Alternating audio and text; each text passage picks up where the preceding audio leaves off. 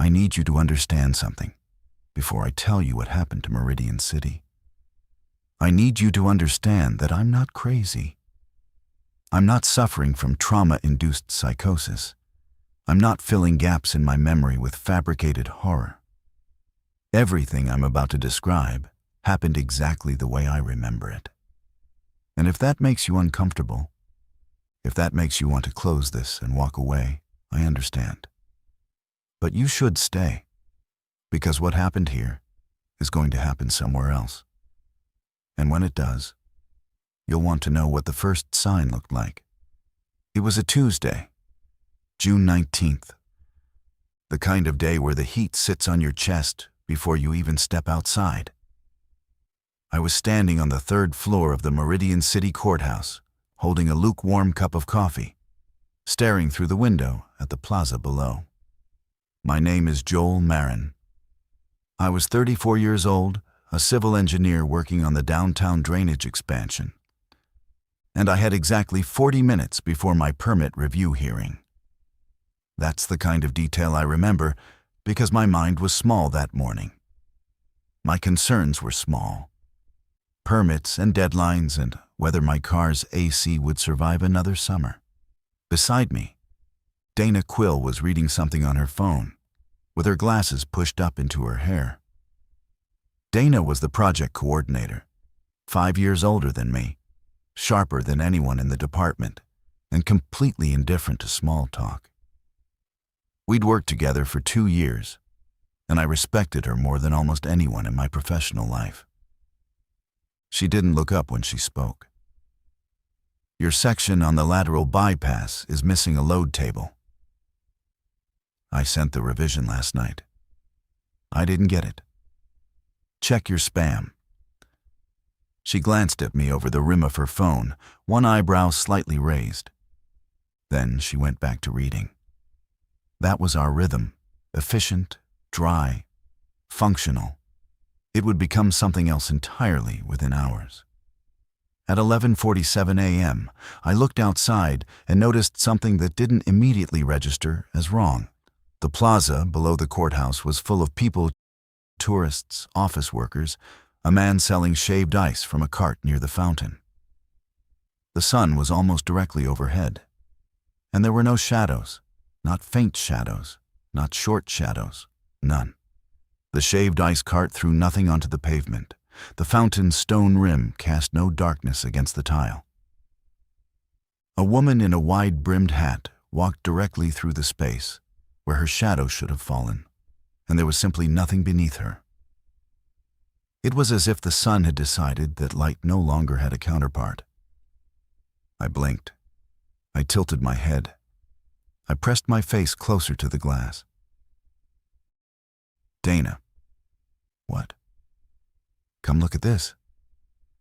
She sighed, walked over, and stood beside me. I pointed down at the plaza. She looked for a long moment. I watched her expression shift from annoyance to confusion to something I'd never seen on her face before, genuine unease. That's a lighting trick, she said. Some kind of installation. There's no installation scheduled. I'd know. Then it's a reflection issue. The glass is filtering. The glass doesn't erase shadows, Dana. She didn't answer. Below us, nobody in the plaza had noticed. People were walking, talking, laughing, buying ice and checking their phones, completely unaware that the ground beneath them had turned into a flat, depthless canvas. Every surface was lit uniformly. Every edge that should have held darkness was simply bright. My coffee had gone cold in my hand. I set it on the windowsill and took out my phone. I pointed the camera down at the plaza and took a photograph. When I looked at the image, my stomach turned. The photo confirmed what my eyes were telling me. No shadows anywhere. Not from buildings, not from people, not from the trees lining the pedestrian corridor. Dana took her glasses off, put them on, then took them off again. "I'm going downstairs," she said. "I'll come with you." No. Stay here. Watch. Tell me if anything changes.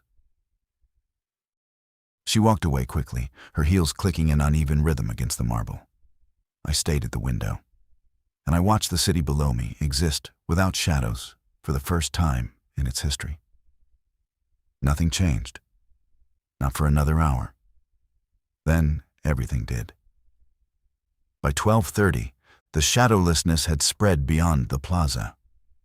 I could see it reaching down Carver Boulevard, past the row of brick-front restaurants, into the Park District where the old oaks lined the walking paths. Every tree stood in full sun with nothing beneath it. The benches, the lampposts, the parked cars along the curb, all of them existed in a world without depth cues. It was like looking at a photograph where someone had clone-stamped every dark pixel into brightness. Dana came back 17 minutes after she left. She was out of breath. Not from exertion, from something worse. She was holding her hand out in front of her, palm down, fingers spread, staring at the ground beneath it. "My hand doesn't cast a shadow," she said. "I know. Joel, my hand, right now. Nothing." "I know, Dana." She sat down on the bench near the elevator bay and pressed both palms against her knees. I could see her processing. Dana didn't panic. That wasn't in her operational vocabulary. She cataloged and prioritized. Even now, she was running diagnostics in her head, searching for rational frameworks to contain what she'd just experienced. "The sun is still there," she said. "The light is still directional. I can feel the heat on my skin. Objects are still illuminated from above. But there's no occlusion. Nothing is blocking light from reaching the surface behind it. That's not possible." "No, it's not. Light doesn't pass through solid matter, Joel. I'm aware." She looked at me, and for the first time since I'd known her, Dana Quill looked frightened downstairs. The courthouse lobby was beginning to fill with confused murmuring. I could hear it through the stairwell, voices layered over each other, rising in pitch. My phone buzzed. A text from my neighbor, Reggie Soto. Reggie was 61, a retired electrician who spent most of his days on his front porch with a crossword puzzle and a transistor radio. "You seeing this shadow thing? My whole street is lit up flat. Even under the house eave. Something ain't right." I typed back, "Stay inside. I'll call you when I know more." I didn't know more. I didn't know anything. But the instinct to reassure was already operating ahead of my understanding.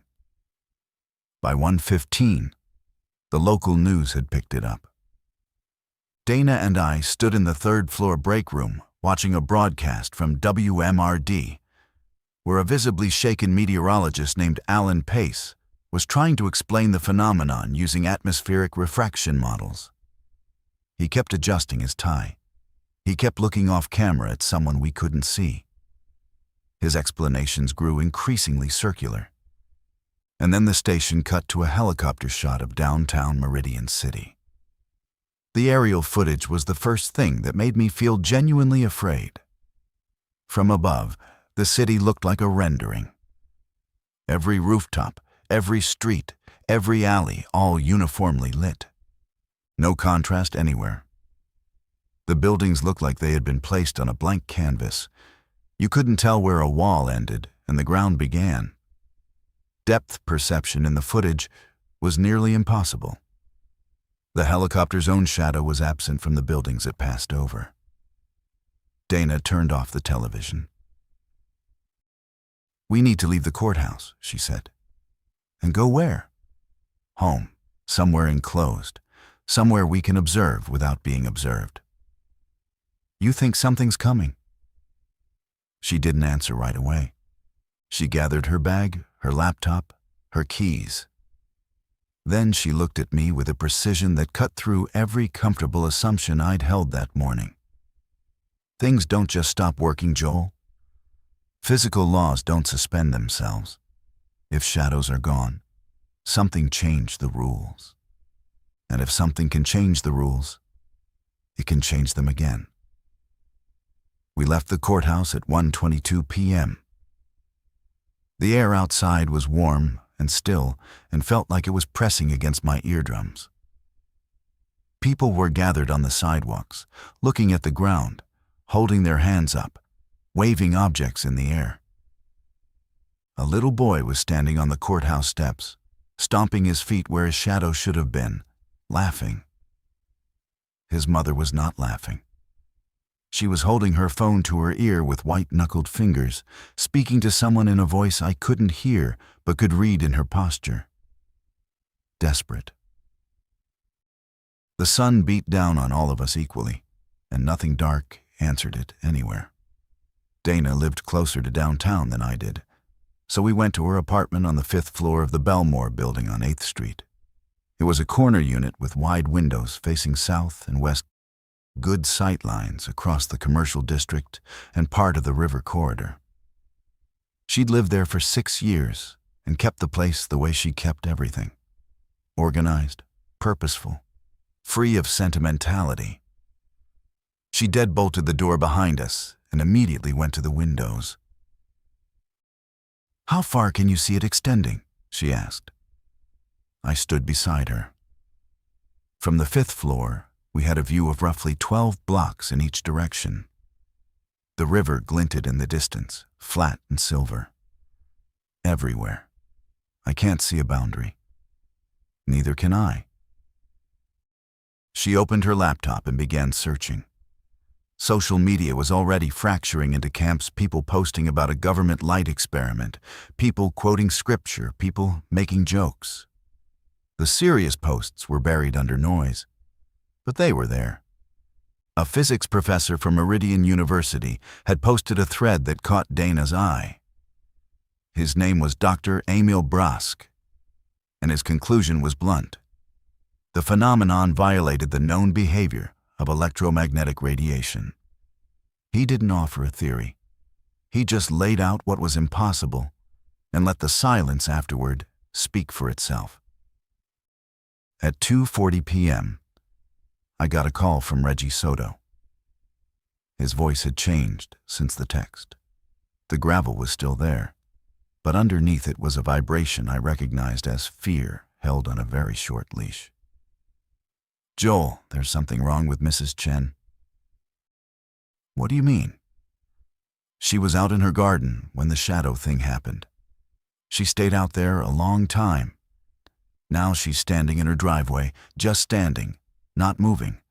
I called to her 3 times. She didn't look at me, didn't even flinch."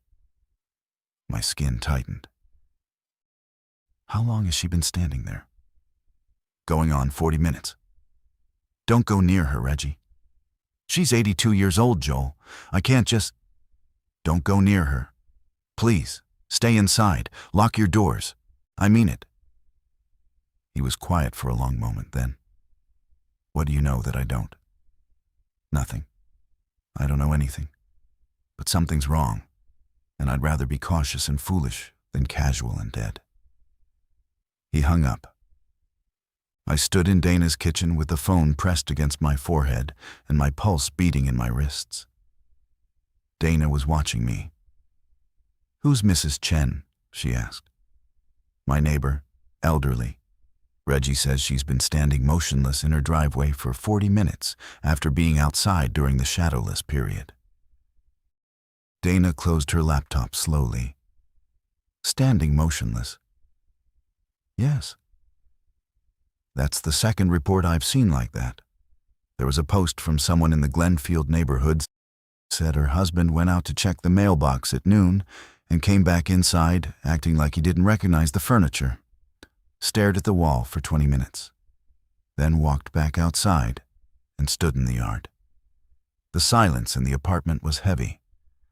Through the window, the city below looked like a stage set with the lighting rig broken, everything flat and exposed and somehow artificial. No shadows on the buildings. No shadows from the traffic lights or the pedestrians or the pigeons lined along the roof edge of the post office across the street. What if the light did something?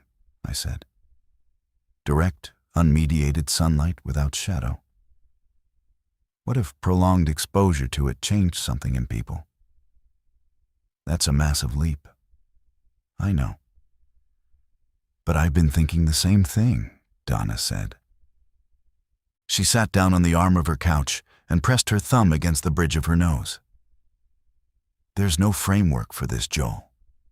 There's no chapter in any textbook that tells us what happens when shadows disappear. We're in uncharted phenomenology. She was right. And the word she used, phenomenology, stayed with me, because it implied that what was happening was not just an event, but a shift in the fundamental nature of how reality presented itself to us. At 3:15, the screaming started. It came from the street below. A single voice first, high and ragged. Then more. I reached the window before Dana did. 5 floors below, a woman was backing away from a man in the crosswalk at the 8th and Park intersection. The man was moving toward her in a way that was wrong, not walking, not running, but advancing with a steady, mechanical rhythm. His arms slightly lifted from his sides, his head tilted at an angle that no comfortable posture would produce. His mouth was open, not screaming, not speaking, just open, as if his jaw had been unhinged from intention. The woman tripped on the curb and fell. The man closed the distance in 4 strides and dropped onto her. The sound that traveled up to us through the glass was muffled but unmistakable, the percussive impact of a body being struck, followed by a scream that sawed through every octave before going silent. Dana grabbed my arm. Her grip was iron. "There are more," she whispered. She was right. Further down 8th Street, 3 figures were moving in that same terrible cadence, stiff, purposeful, slightly too fast. They were converging on a bus stop where a group of commuters were only just beginning to understand what was approaching them. I watched a man in a blue windbreaker turn, register what was coming, and sprint into the street. He made it to the far sidewalk. 2 others didn't. I pulled away from the window, and my breathing was loud in my own ears. "We need to know the scale of this," Dana said. And her voice was the only steady thing in the room. She turned the television back on. WMRD was still broadcasting, but the studio was empty. The camera was fixed on an unmanned desk. A coffee mug sat beside an open laptop. Then the feed cut to a shaky, handheld shot from the station's parking lot, where a cameraman was filming 3 people attacking a 4th near a white news van. The footage lasted 11 seconds before the camera hit the pavement and the feed returned to the empty desk. I called Reggie. He answered on the first ring. "Mrs. Chen came through my screen door," he said. His voice was flat, compressed, like someone who had decided to be calm by force. She put her hand through the screen and tried to grab my arm. I got to the back bedroom, locked the door. Joel, her eyes they were different, open too wide, and the pupils were gone, just white. "Reggie, listen to me. Do you have supplies in that room? Water? Anything?" "I've got a case of water and some crackers I keep for overnight radio listening. Maybe 2 days' worth. Stay in that room. Don't open the door for anyone. Not for Mrs. Chen, not for anyone you see outside. I'm going to find a way to get to you. Don't come here, Joel. The street's bad. I can hear them outside. Multiple people, moving around. Something happened to anyone who was in direct sunlight during the shadow thing. That's my theory, anyway. It was Dana's theory, too. And mine. The connection was too direct to ignore. When the shadows vanished, the sunlight became unfiltered in a way that went beyond UV or heat. Something in that undifferentiated light had altered the neurology of anyone exposed to the SOIT for an extended period. The people who stayed indoors or in shaded structures were unaffected. The ones who stood in the open, who walked through parking lots and sat in parks and gardened and played and worked beneath the naked sky, they had been changed, not all at once. There was a delay. The motionless phase lasted anywhere from 30 minutes to 2 hours, based on what we could piece together from fragmentary reports. Then the violence began. By 4 p.m., the military designation hadn't yet reached us, but the reality on the ground was unmistakable. Meridian City was experiencing a mass casualty civilian outbreak of coordinated, predatory aggression originating from citizens who had been exposed to the shadowless noon sun. The word zombie wouldn't enter my vocabulary for another 3 hours. But the silhouette of it was already forming in every window I looked through. In every scream that rose from the streets, in the white-eyed figures moving below, with a hunger that had no human precedent. By 5 o'clock, we had counted 67 infected individuals from Dana's windows alone. She tracked them with a notepad, marking grid positions based on the street intersections she could see. Her handwriting was small and precise, each entry time-stamped. It was the most rational thing either of us could have done, and it kept us from falling apart. The infected didn't run. They walked with that same eerie cadence, a purposeful stride that was just slightly faster than a normal human pace, like a clock set 2 beats per minute above standard. They didn't communicate with each other. They didn't group intentionally. But when one of them detected a sound or movement from an uninfected person, others nearby would alter course and converge. The hunting behavior was decentralized but responsive, like a murmuration of starlings following invisible acoustic cues. At 5:20, someone knocked on Dana's door. We both froze. The knock was human 3 quick raps, then a pause, then 2 more. Not the mindless percussion of an infected trying to breach a barrier. This had rhythm, intent. Dana looked at me. I moved to the door and pressed my ear against it. "Who's there?" "My name is Thomas Aguilar. I'm from 5C down the hall. Please, I have my daughter with me. She's 7. We need somewhere safe." I looked through the peephole. A man in his mid-30s stood in the hallway holding a small girl against his hip. She had her face buried in his neck. His eyes were brown and bloodshot. Normal pupils? Present, afraid, human. I opened the door. He came in fast, and I closed and bolted it behind him. His daughter's name was Lucia. She didn't speak for the first hour. She sat on Dana's couch with a throw pillow clutched against her chest and stared at the dark television screen with an expression that no child should ever have to wear. Tomas sat beside her, one hand on her back, and told us what had happened. He'd been inside the building all morning. He worked remotely as a translator and hadn't stepped outside since the previous evening. When the shadowless period began, he'd noticed it through his window, but assumed it was some meteorological anomaly. He'd kept working. Lucia was home from school because of a stomach bug, lying on the couch watching cartoons. Neither of them had been exposed. At around 3:45, he heard breaking glass from the apartment below his, then screaming, then silence. He gathered Lucia, locked his door, and waited.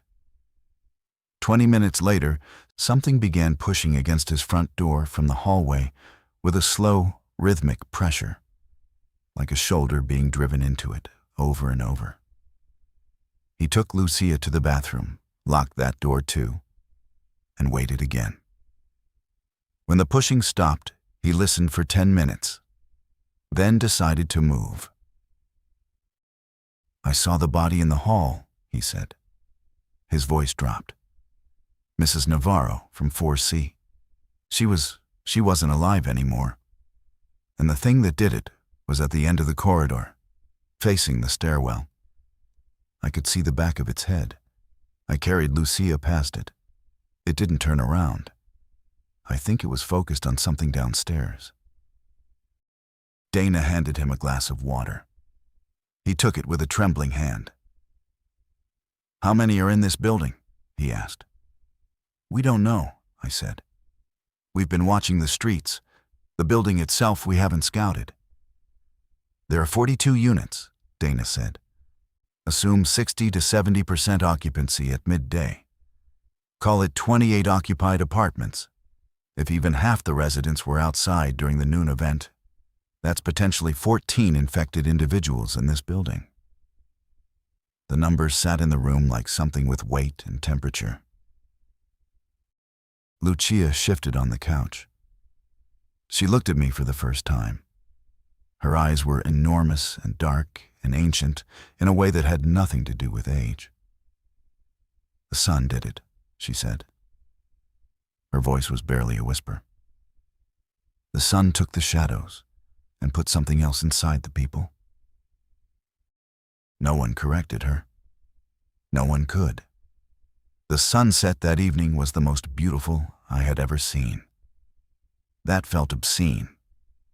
At 8:14 p.m., the sky turned a gradient of copper and vermilion, and the light that streamed through Dana's west-facing windows was warm and ordinary, and cast shadows for the first time in 8 hours. Long, clean, honest shadows that stretched across the hardwood floor and climbed the far wall. Dana watched her own shadow reappear and said nothing for a full minute. The return of shadows did not reverse what had already happened. The infected were still out there. The damage had been applied during the window of exposure, and no amount of normal light afterward could undo it. We were dealing with a permanent alteration, at least. Permanent in the time frame that mattered, which was the next several hours of survival. Tomas had found a battery-powered radio in Dana's closet, a relic from a previous hurricane season. He tuned it with patient fingers until he found an emergency broadcast. The voice was automated, calm, and devastatingly vague. Citizens were advised to remain indoors. Emergency services were overwhelmed. The National Guard had been activated for the greater Meridian metropolitan area. Avoid contact with individuals displaying erratic or aggressive behavior. Shelter in place. "That's it," Tomas said. "Shelter in place. Half the city is hunting the other half, and their advice is to sit still?" "They don't have better advice," Dana said. "They don't understand what happened any more than we do." She was right, but the frustration was valid. We were sitting in a fifth-floor apartment with dwindling supplies, an unknown number of infected in the building, and no extraction plan. The emergency broadcast told us nothing about the mechanism of infection, nothing about whether the infected could be subdued or restrained or reversed, nothing about the geographic scope of the event. I tried calling Reggie again. No answer. I tried 4 more times over the next hour. Each time, the phone rang into silence. On the 5th attempt, someone picked up. But there was no voice on the other end, just a faint, rhythmic breathing that was too slow and too regular to be human distress. I hung up and put the phone face down on the counter and didn't pick it up again for a long time. By 9 p.m., the 4 of us had established an inventory. Dana's apartment contained enough food for approximately 3 days if we rationed carefully. Canned soup, rice, dried pasta, a jar of peanut butter, 2 bags of mixed nuts, a half-gallon of milk that would turn within 48 hours, and a case of bottled water. She had a first aid kit, a flashlight, extra batteries, and a kitchen drawer full of knives that none of us wanted to think about in utilitarian terms. We divided the apartment into zones. Dana and I took the main room in shifts, one watching the windows, the other sleeping on the floor. Tomas and Lucia took the bedroom. We agreed on a rotation, 4 hours watching, 4 hours resting. We agreed that no one would open the front door without group consensus. We agreed that if the building became untenable, we would attempt to reach the roof, or a fire escape connected to the adjacent parking garage. These were rational decisions made by rational people in a situation that had abandoned rationality 8 hours earlier. The plans gave us structure. The structure gave us the illusion of control. The illusion was thin, and we all knew it. But we maintained it the way you maintain a campfire in a rainstorm. Not because you believe it will last, but because the alternative is darkness. At 10:30, Lucia fell asleep. Tomas covered her with a blanket and came to stand beside me at the window. The streets below were quiet now. The infected had stopped their roaming. Most of them had retreated into buildings or stood motionless in doorways, their white eyes catching the amber glow of the few streetlights still functioning. "Do they sleep?" Tomas asked. "I don't know." "Do they eat?" "I don't know that either." He leaned his forehead against the glass. "My wife is in San Marcos. Business trip. She doesn't know." "She will." "Yeah, she will." Morning came without the sun performing any additional tricks. Shadows fell where they were supposed to. Birds sang from the rooftop ledges of the Belmore building, as if the world below hadn't been reconfigured into a hunting ground. The dissonance was maddening, the ordinary mechanics of nature proceeding, while the human layer of the city collapsed. Dana woke me at 6:15 a.m. She had been on watch for 4 hours, and her eyes were rimmed with exhaustion. But her focus was intact. "They're active again," she said. "The ones on the street started moving about 20 minutes ago. Same gait, same pattern. But there's something new." I went to the window. Below, I could see a group of 7 infected moving down 8th Street in a loose formation. Not a line, not a cluster, a spread pattern, like a search grid. They were covering the width of the street, each one spaced roughly 10 meters from the next, all moving in the same direction. "They're coordinating," I said. "Not in any way I can explain. There's no communication, no sound, no gesture. They're just aligned." This was the first significant behavioral evolution we observed. And it terrified me more than anything from the previous day. Disorganized aggression could be avoided. Coordinated hunting could not.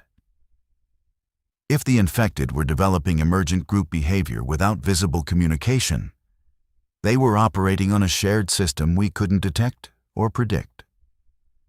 Tomas joined us with Lucia trailing behind him, rubbing sleep from her eyes. He looked at the street and his jaw tightened. "We can't stay here," he said. "We discussed this," Dana replied. 3 days of supplies. By then? By then what? The National Guard comes door to door? You heard that broadcast. They're overwhelmed. They're not coming to the 5th floor of a residential building in the commercial district. We are not a priority." He wasn't wrong. The emergency infrastructure of Meridian City had been designed for hurricanes and chemical spills, not for a sudden conversion of a significant percentage of its population into predatory organisms. The scale of this event exceeded every contingency in every binder, on every shelf, in every municipal office. "We need to get out of the city," Tomas continued. "My wife's parents have a property outside Crestfield, 40 miles north, rural, fenced, well water and a generator." 40 miles through a city that's full of infected people, I said.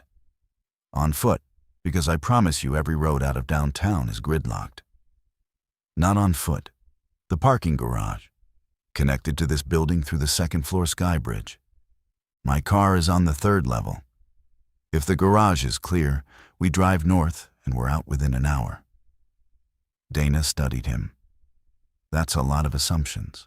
Clear garage, clear roads after the downtown core, functioning vehicle.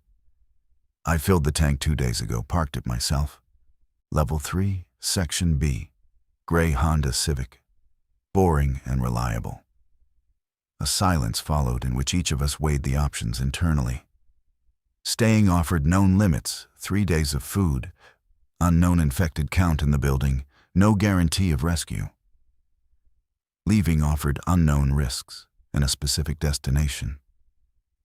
Neither choice was safe, but one had a destination and the other had a countdown. We'd need to go through the building to reach the sky bridge, Dana said. 2nd floor. That means stairs. That means hallways. That means passing apartments that may or may not contain infected residents.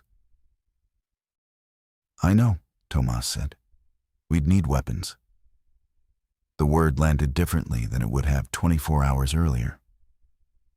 We all looked at the kitchen. The knife block on the counter held 5 blades of varying size. Dana also had a heavy-duty flashlight that could serve as a bludgeon. In the hallway closet, I found a collapsible aluminum hiking pole, a leftover from a trip Donna had taken years before. We armed ourselves with the quiet solemnity of people who had never imagined holding household objects as instruments of survival. I took the largest kitchen knife and the hiking pole. Dana took a mid-size blade and the flashlight. Tomas took 2 knives, 1 for each hand, and positioned Lucia between us. We moved together, Dana said. No splitting up, no heroics. We move quiet and we move fast. The hallway outside Dana's apartment was silent in a way that corridors in occupied buildings should never be. No television noise bleeding through walls, no footsteps, no plumbing sounds. Just the low hum of the building's ventilation system, still running on autopilot, circulating air through a structure that had become a vertical maze of unknown threats. We moved in single file. Dana led. I followed. Lucia walked between me and Tomas, who brought up the rear. Our shoes whispered against the carpet. The emergency lighting was on. The overhead fluorescents had died at some point during the night, leaving only the dim, amber glow of the backup strips along the baseboards. The stairwell door at the end of the hall was closed. Dana pressed her ear against it and listened. 10 seconds, 20. She shook her head, no sound. She pushed the lever and we entered the stairwell. The concrete echo chamber amplified every breath, every footfall, every brush of fabric against the railing. We descended from 5 to 4. The 4th floor landing door had a small window. Through it, I could see a stretch of hallway that looked identical to the one we'd just left, except for the smear of something dark along the wall near the 2nd apartment. We kept going. 4th floor to 3rd. On the 3rd floor landing, Tomas stopped. "Listen," he whispered. From below 2nd floor, maybe 1st, came a sound. A rhythmic thumping. Not footsteps. Something heavier and more deliberate, like a body throwing itself against a surface in a metronomic pattern. Every 3 seconds, a thud. The sound reverberated up the stairwell with a hollow resonance that made it impossible to determine the exact source. "2nd floor is where we need to exit," Dana said. "The sky bridge connects to the garage through the east corridor. And whatever's making that sound is between us and there. Or below us. The acoustics in here are deceptive." We descended to the 2nd floor landing. The thumping was louder now, but still ambiguous in location. Dana opened the landing door a crack and peered through. She closed it immediately. "One infected," she breathed. 15 meters down the corridor, facing away from us. It's standing in front of apartment 2F, pressing its head against the door. That's the thumping, its head butting the door in a repeating cycle. My stomach nodded. Whoever was inside apartment 2F was still alive. The infected had located them, probably by sound. and was trying to breach the door using the only method its deteriorated cognition could produce: blunt, repetitive force. "The sky bridge entrance is past that," Tomas said. 30 meters past it, on the right. Can we get past without it noticing? Dana's expression was a calculation. The carpet absorbs footfall. If we move along the left wall and it stays focused on the door, maybe. But if it turns the corridors straight, there's no cover. We made the decision without a vote. Dana opened the door slowly, and we slipped through. The corridor stretched ahead of us, lit by the same amber emergency strips.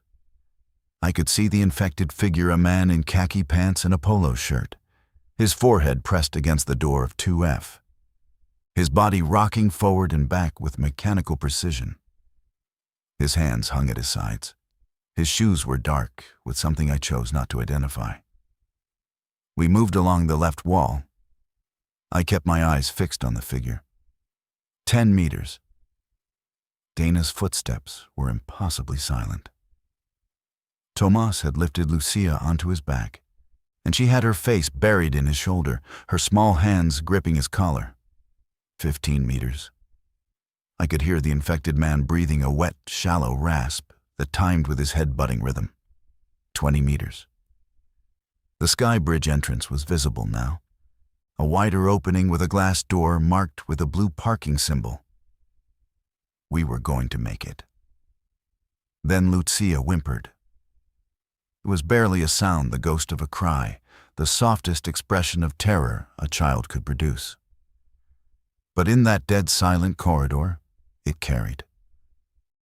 The thumping stopped. The man's head turned. What happened next took less than 8 seconds and lasted a lifetime. In my memory, the infected man pivoted with a speed that contradicted his previous mechanical rhythm. His white, pupilless eyes locked onto our group with an accuracy that suggested whatever sensory system he was operating on, it was not impaired. He opened his mouth, that same slack, dislocated expression, and emitted a sound I had never heard from a human throat. A tonal drone, somewhere between a moan and an alarm, resonant and sustained. Then he charged. Dana didn't hesitate. She stepped forward, planted her feet, and swung the heavy flashlight in a lateral arc that connected with the man's temple as he closed within arm's reach. The impact was sickening. A dense, wet crack that sent him staggering sideways into the wall. He didn't fall. He rebounded, redirected, and lunged again. I stepped in with the hiking pole extended and drove the tip into his sternum. The aluminum bent slightly on impact, but the force was enough to push him back 2 steps. His hands clawed at the pole, trying to grip it, pulling me toward him. I could see his face clearly now, a middle-aged man with a receding hairline and crow's feet around his blank white eyes, wearing a polo that had a company logo embroidered on the chest. Someone's coworker, someone's neighbor, someone who had probably stood in the sun during his lunch break and never came back from it. Tomas appeared at my side and drove a kitchen knife into the man's shoulder. The infected man made no sound of pain, showed no recognition of the injury.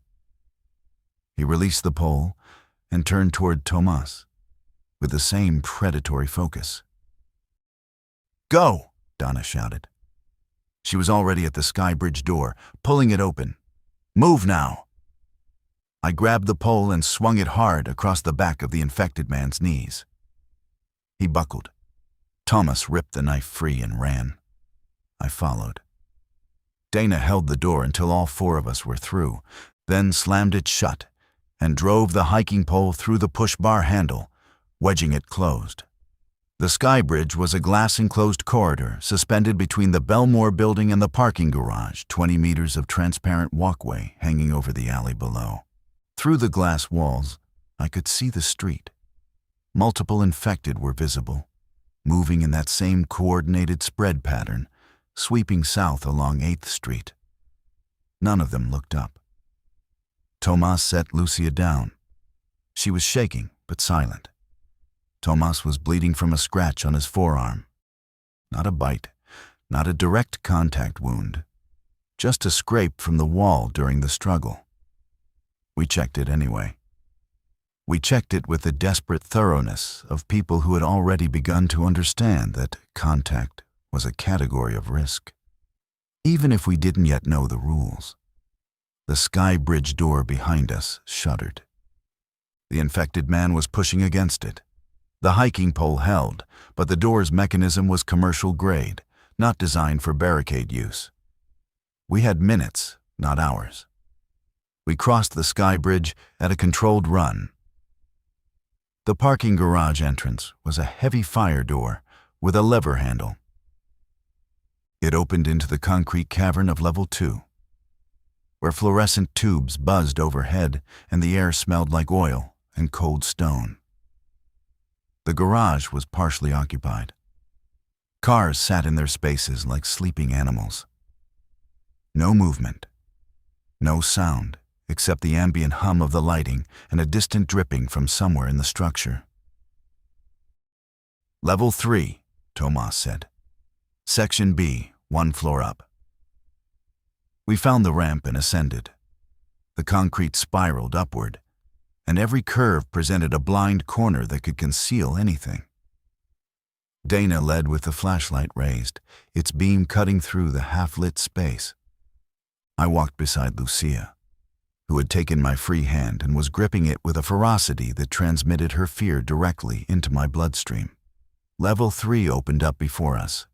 Rows of vehicles, a scattering of shopping carts from the ground floor grocery, emergency exit signs casting red pools on the concrete, and there, in Section B, Row 4, a gray Honda Civic, exactly where Tomas said it would be. He pulled the keys from his pocket, and the car chirped once in the silence. The engine turned over on the first try, and I nearly broke down at the sound of it. That ordinary, mechanical, utterly reliable ignition noise that meant the possibility of distance between us and this city. Tomas drove. Dana took the passenger seat with the knife across her lap and her eyes scanning every angle through the windshield. Lucia and I sat in the back. She had not released my hand. The parking garage exit ramp descended in a tight spiral to the ground floor, where a steel mesh security gate separated the structure from the street. It was still closed.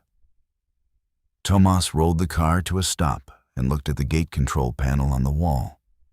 It required a proximity card. "I have the card," he said, reaching for the visor. "But when this gate opens, we're visible and audible.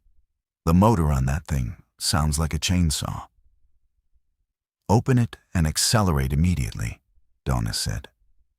"Don't wait for it to fully raise. The Civic's clearance is low enough to get under it about 3/4. Tomas pulled forward until his window was adjacent to the reader. He tapped the card. The gate motor engaged a grinding, clattering sound that reverberated through the garage like an announcement.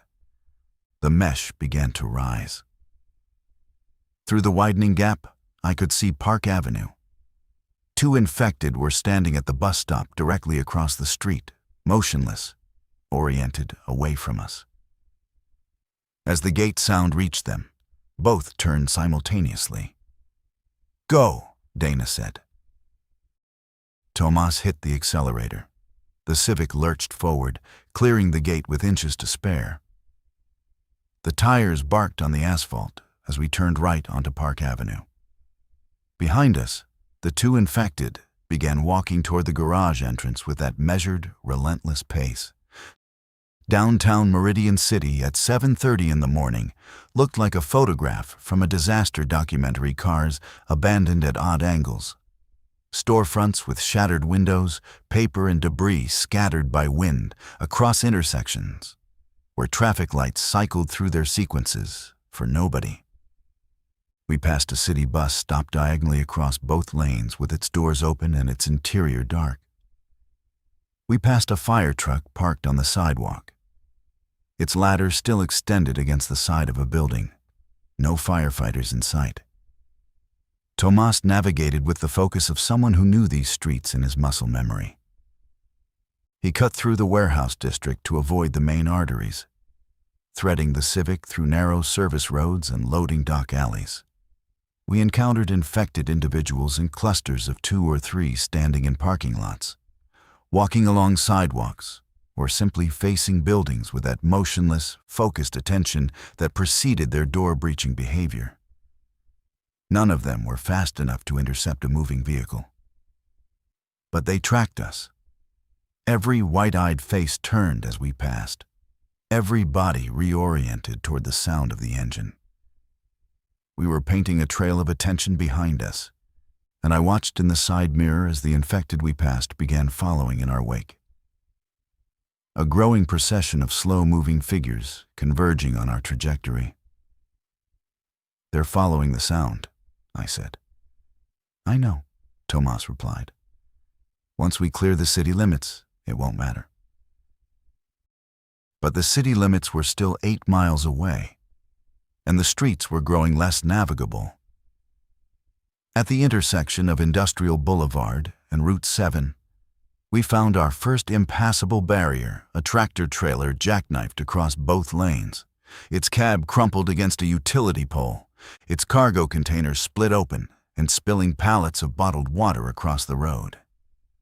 Tomas reversed and rerouted. We took a residential street that wound through the Glenfield neighborhood, the same area Dana had mentioned in connection with early infection reports. The houses here were modest, single-story, with chain-link fences and drought-tolerant landscaping. Many had their doors standing open. On one lawn, a sprinkler was still running, tracing its arc back and forth over grass and the motionless body of a woman lying face down at the property line. Lucia turned her face into my shoulder. I held her head against me and stared forward, willing the road to be clear, willing the miles to pass, willing us through. Then Dana said the words that changed everything. "There's a roadblock ahead. Military." 2 Humvees and a line of Jersey barriers spanned the width of Route 7 at the Glenfield overpass. 6 soldiers in full combat gear stood behind the barriers, weapons visible. A 7th soldier stood in front, holding a handheld loudspeaker. Behind the military line, I could see civilian vehicles, dozens of them, parked in ragged rows along the shoulder. People were standing outside their cars, waiting. Tomas slowed the Civic to a crawl. The soldier with the loudspeaker stepped forward. "Vehicle, stop and identify. Exit with hands visible." We stopped. We exited. We raised our hands. Lucia clung to Thomas's leg, and he lifted her with one arm while keeping the other hand open and high.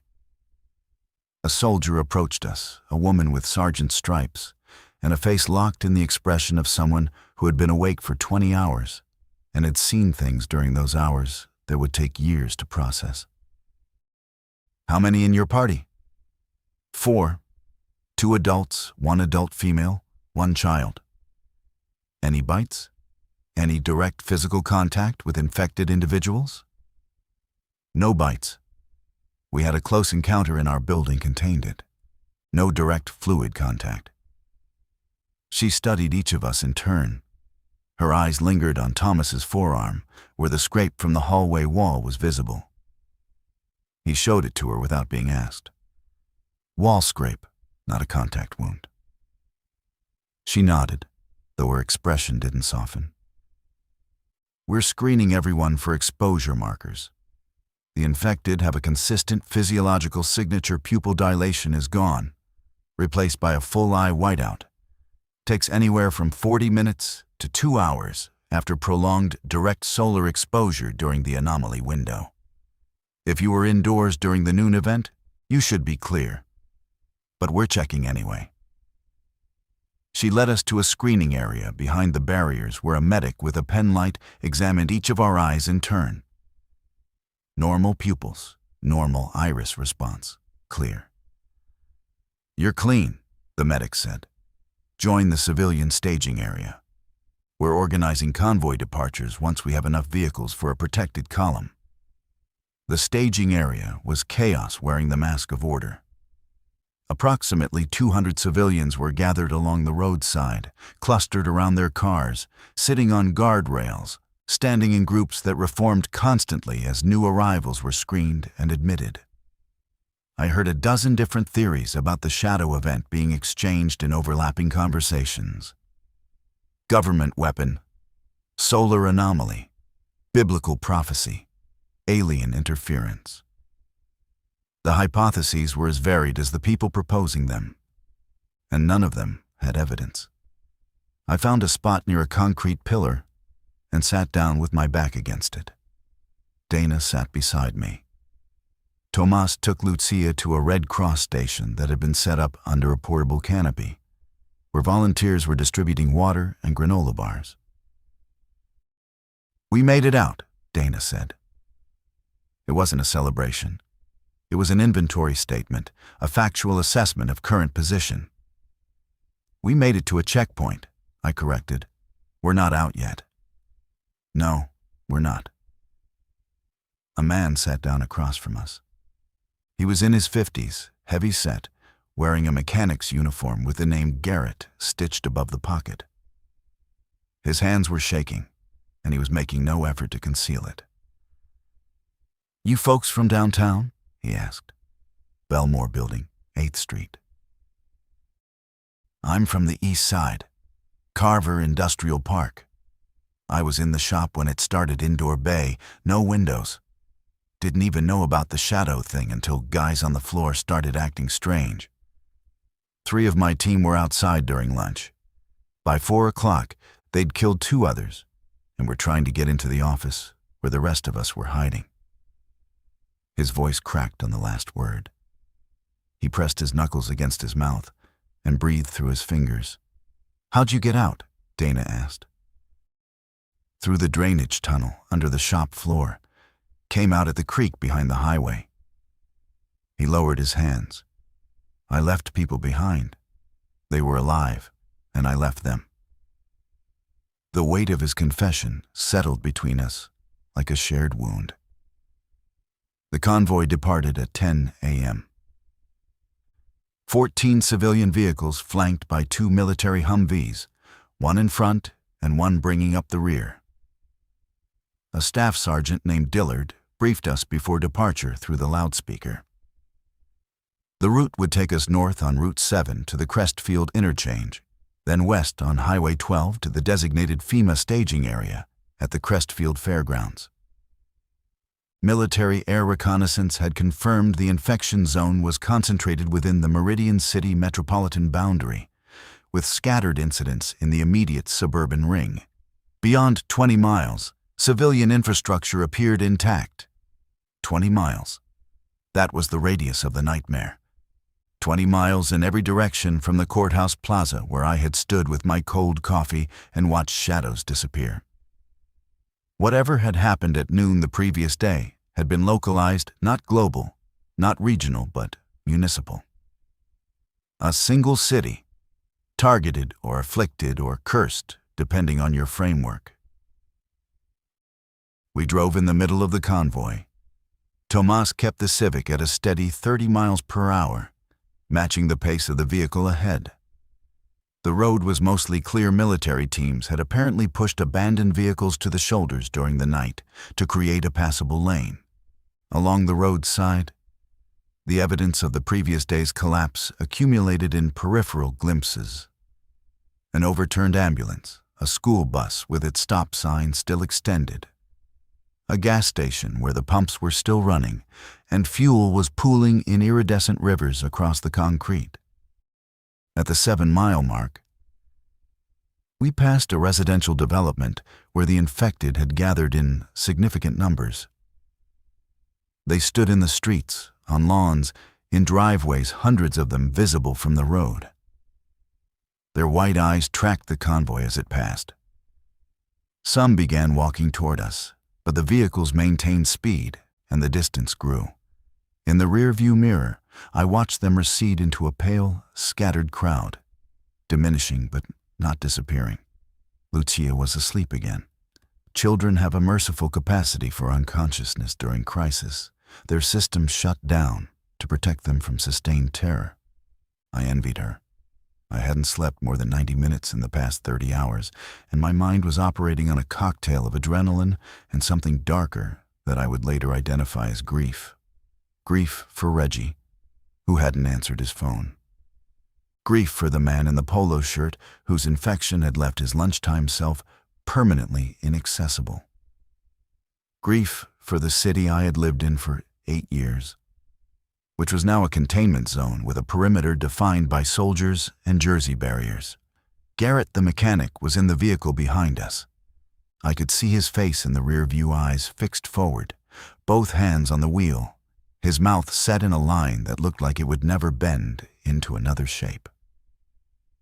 At the 15-mile mark, the landscape began to change. The suburban sprawl gave way to agricultural land, flat, open fields of soybean and corn, silos standing against the sky, farmhouses set back from the road behind gravel drives.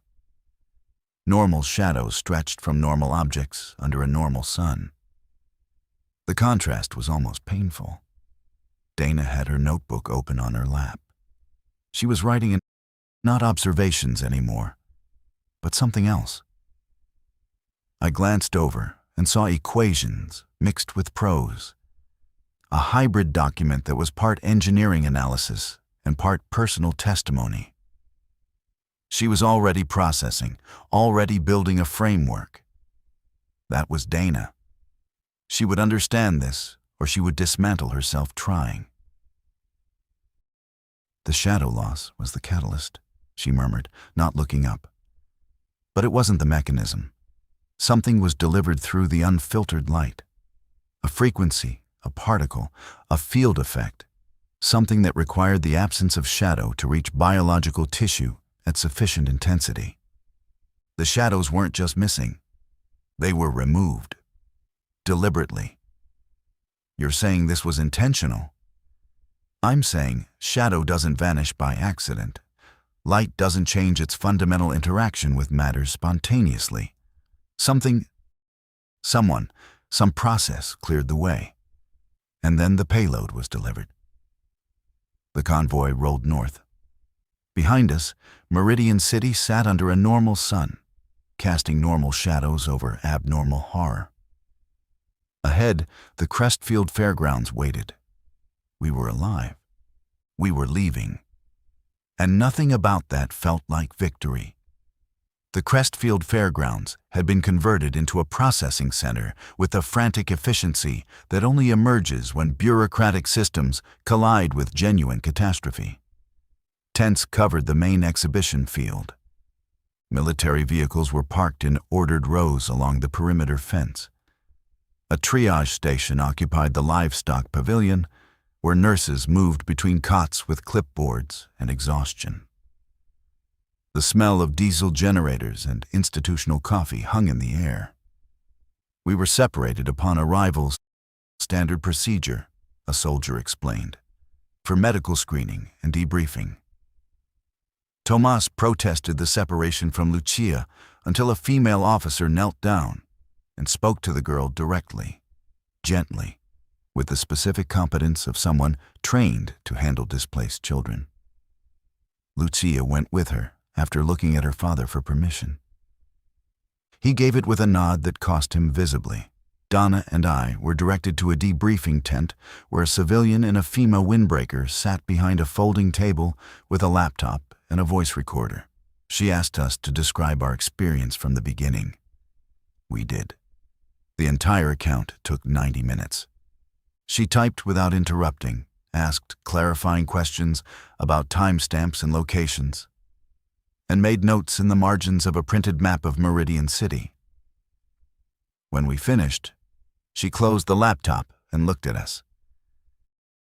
"You're the 47th and 48th survivor testimonies we've recorded today," she said.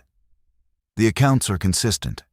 Shadow disappearance at approximately 11:45 a.m.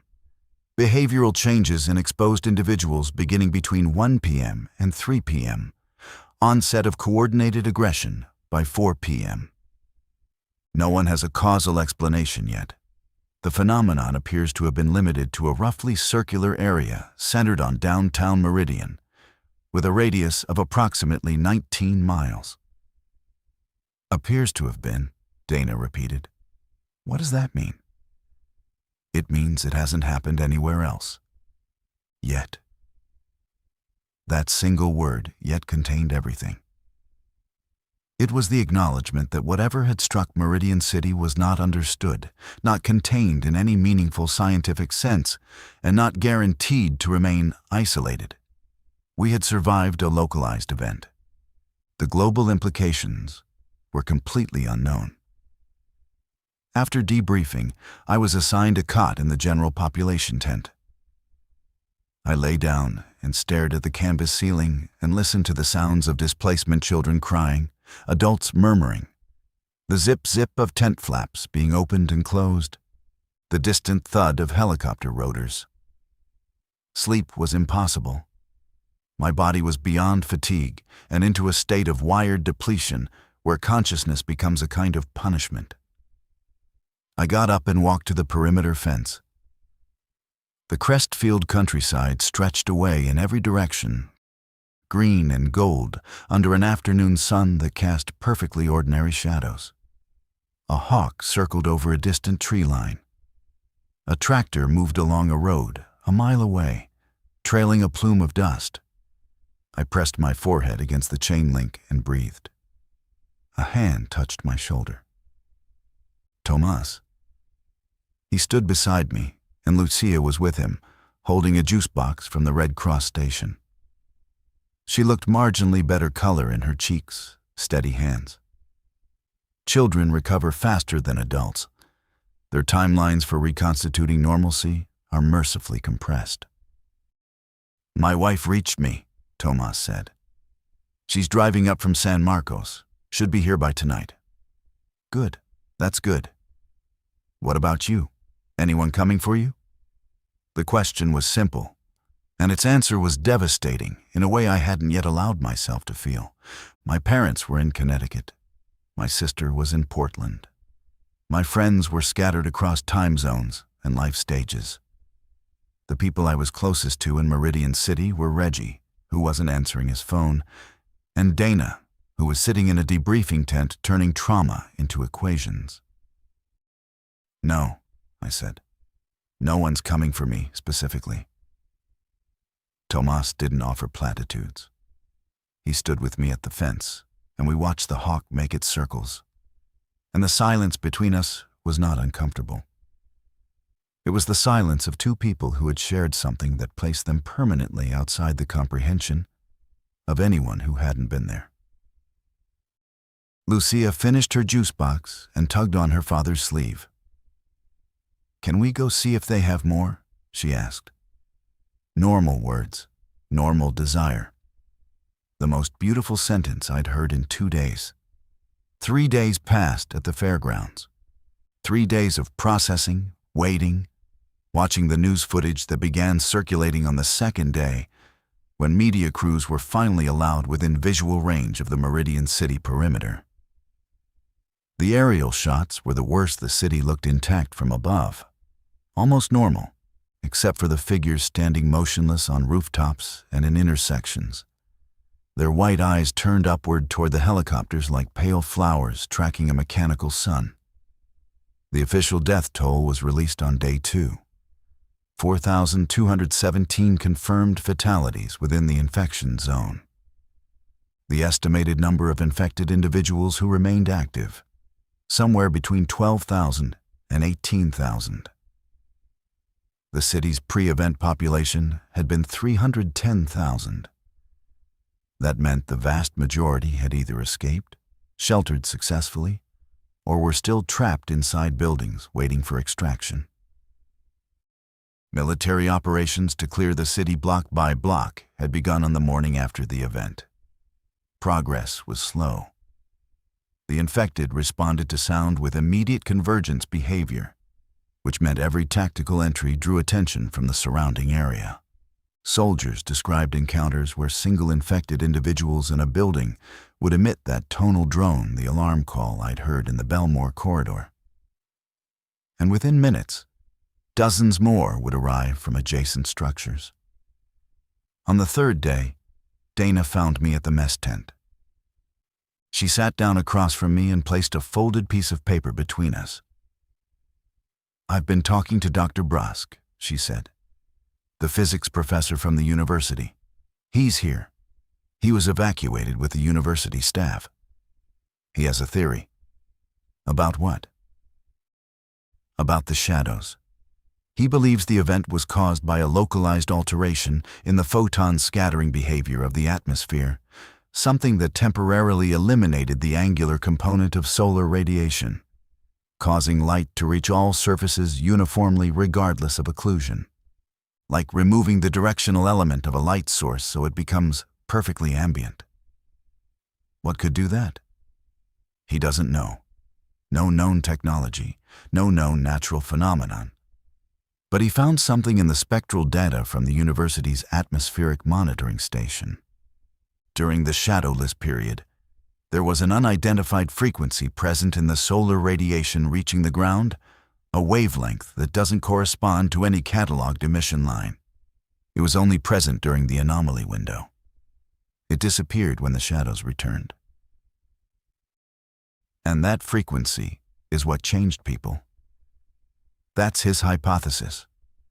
Prolonged direct exposure to this unidentified wavelength caused neurological alteration in subjects who were not shielded by any form of shadow or structural cover. The mechanism is unknown, but the correlation is absolute. Every confirmed infected individual was outdoors and unsheltered during the anomaly period. I unfolded the paper. It was a printout of the spectral data, a graph with wavelength on one axis and intensity on the other. There was a sharp spike in the middle of the chart, sitting between visible and ultraviolet, in a region that was labeled with a question mark. "He's calling it the orphan frequency," Dana said, "because it has no parent source. It appeared, it did what it did, and it vanished." I stared at the graph. A single anomalous spike. That was the fingerprint of everything that had happened. Every death, every transformation, every scream, every white-eyed figure standing in a driveway where a shadow should have been. "Can it happen again?" I asked. "He doesn't know." That night, I sat outside my tent and watched the sun set over the Crestfield fields. The shadows lengthened as they were supposed to my shadow, the tent's shadow, the fence posts' shadows, all stretching east in the amber light like faithful companions returning after a betrayal. I watched my own shadow until the sun was gone, and the darkness absorbed it naturally. I thought about Reggie, about Mrs. Chen, about the man in the polo shirt, whose name I would never know, about the screaming on 8th Street and the silence in the corridor, and the moment Lucia's whimper became the loudest sound in the world. I thought about orphan frequencies and stolen shadows and the terrible precision of whatever had reached down into our city at noon and peeled away the dark. The stars came out. I didn't sleep. I hadn't earned it yet. It's been 5 weeks since Meridian City lost its shadows. I'm in a temporary housing unit in Crestfield now. Dana is working with Dr. Brusk's team at the University Annex, analyzing spectral data, searching for the orphan frequency in solar monitoring stations worldwide. Tomas and Lucia are with his wife's family at the property he described to us, the fenced rural land with well water and a generator. He calls me every Sunday. Lucia always asks to say hello. They haven't cleared the city yet. The military estimates another 3 months before full extraction is complete. The infected don't die on their own. They don't starve. They don't weaken. They just continue walking, hunting, standing in doorways, and pressing their heads against the barriers that separate them from the living. I check my shadow every morning. I step outside, face the sun, and look down. It's always there. But the relief I feel never fully arrives. It stops just short of comfort, held back by the knowledge that shadows are not permanent, that the fundamental rules I built my understanding of reality on can be revoked without warning, without explanation, without mercy. The sun rises, the shadow follows. For now,